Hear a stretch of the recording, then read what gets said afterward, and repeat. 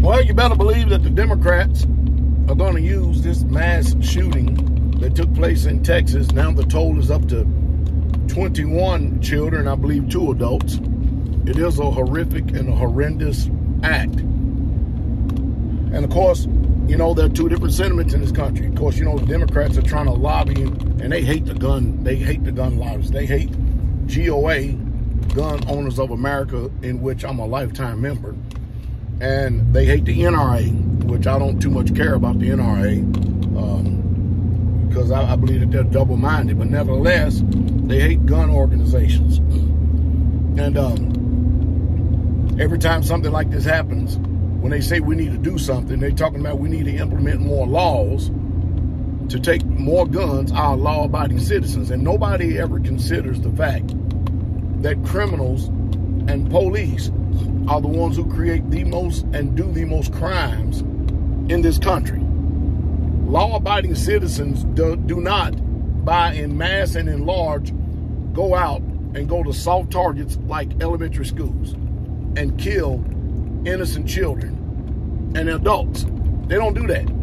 Criminals do.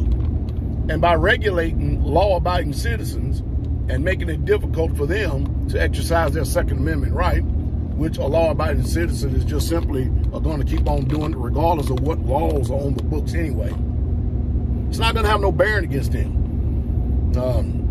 As I can tell you, man, it's sad. The one thing that I will not let this country ever do is take my gun out of my hands. I don't give a damn what laws they pass. And I can tell you right now that here in the South, that is the sentiment of every person I ever come across, including law enforcement. You know, I live in a county that's extremely gun-friendly. And I mean gun-friendly. But, you know, cowards are the ones who take, and, you know, soft targets. I was thinking as growing up, we would have never, ever, ever even heard of somebody going into an elementary school or a church or a mosque and just going in there and just start shooting people. Think about that. That is demonically charged, no matter what people say. Yeah, you can finger the devil, but the devil has to operate through people. Because the book says in John 10:10 that the thief cometh not but to steal, kill, and to destroy. And I understand that there are human beings that are carrying out these acts, and that this world are going to do what they can to try to get towards the human beings, because he can't get towards this particular human being because he got shot and killed. I still to this day don't know the gender or, let's say, the racial background of the person or the shooter. If you know, type it in the box down there. But Biden, that impotent punk of a president, and nobody really truly cares about what he says. The only thing that the Americans care about is that the economy stinks like never before. This is the worst presidency that we have ever had in the history of mankind. And it's embarrassing that we got this square imp sitting up there in front of us, so-called representing the United States of America. Him and downtown Willie Brown, Kamala Harris, is literally an embarrassment. Literally embarrassment. That's letting you know that there's got to be something more that's going on. There's got to be more than meets the eye there to sit up there and to think that this guy, for 1 minute, thinks that his words matter with any, or it resonates with any Americans at all, because it doesn't. But you better believe that's the first thing they want to do is enact more gun laws. Now, the answer is put more guns into law-abiding citizens. For instance, what if all those teachers were qualified and they had guns? Could they not have eliminated the threat if they were properly trained? They could, couldn't they? See, that's the answer. The answer is not take more guns, because the criminals are the only ones going to have the guns, and it's not going to slow down these heinous acts, because people today are literally getting to the point where they have nothing to lose. But I can't even think of the sick mentality to go into a place where and most of them was Hispanic children and teachers, which leads me to be that it's another hate crime. But what good is it having hate crime on the books when you are not prepared to defend yourself? You're a school teacher. My advice is, regardless of what the laws of the land says, you just keep it to yourself. Carry your firearm, train with it to protect yourself, because you don't get to pick the day, time, or hour when evil come your way. And then if a criminal shooter comes in and wants to try to have one of these make my day moments, you can make that criminal's day by eliminating the threat. And then that way you still get to keep and preserve your life, but you get to protect the innocence of the children, which they depend on us for defense. Again, there's no jury in this land that is going to send you to prison. Now, law enforcement and a DA, they may try to send you to prison for breaking the laws, but the jury is there to judge the law.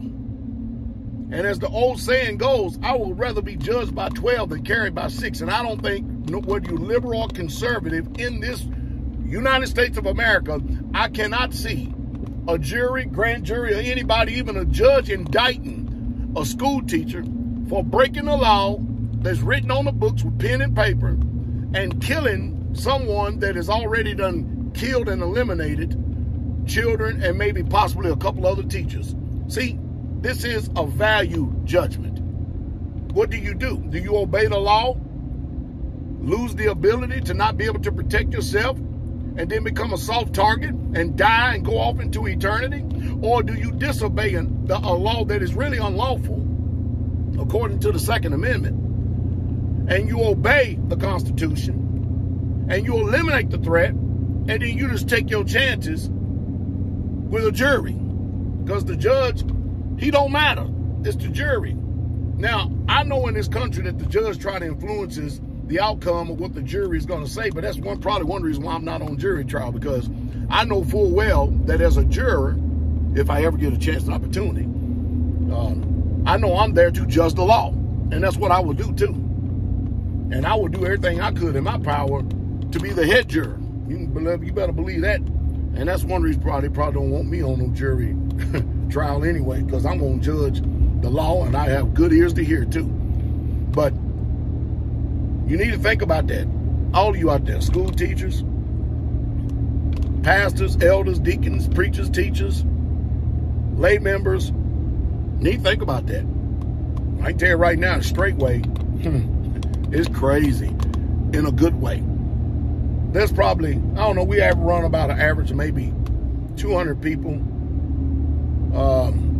in the tabernacle every single Sabbath. And then on the feast days, we run about 950 people. And I can tell you right now that 80% of the congregation is armed to the hilt. Oh, yeah. And that's what keeps us safe and free to worship our Yah and to worship the way we see fit and the way we want to. I'm telling you, America, you better start waking up, because I think it's sick also to obey a law that is unjust, that takes away your ability to protect yourself, even if you're working in what they call a government institution or a government platform. So I think it's unjust for you to have to sit there and submit to that type of stuff, even though you're using that job for a paycheck. Maybe you need to change occupations. That's what you probably need to do if you're more fearful of protecting yourself than eliminating a threat. I'm going to tell you right now, y'all chime in on this, okay? And y'all chime in on this. And y'all help me out, because I got this person on there that's trying to use my likeness and image, keep putting spam up for Ethereum and Bitcoin and putting phone numbers up. It ain't me. And I have to keep on and on and on. I report it to YouTube. Nobody does nothing about it. I've been doing it for over 2 months. It keeps coming up, keeps coming up, keeps coming up. Nobody does nothing about it at YouTube. So if y'all can, report that as spam, and by all means, help me out a little bit. But anyway, I'm telling you, we got some, in this uncertain time that we living in now, we have a lot of hard choices and a lot of hard decisions that we're going to have to make. And they need to be made yesterday. I'm serious. You've got to learn that you're your own judge, jury, executioner. You're the one that has got to be able to determine, because in case you hadn't figured it out, laws on books don't protect you. Y'all hear me? You and only you can protect you. We got to be able to change this mind right here. You got to be able to do that with what that doesn't defile your conscience. That's what you need to do. User mark ahead. Because I can tell you right now, the way these folks are acting and responding and doing today, I can't get with it. And I'm sure the court of public opinion out there agrees with what Pastor Dowell says. As a matter of fact, say the word.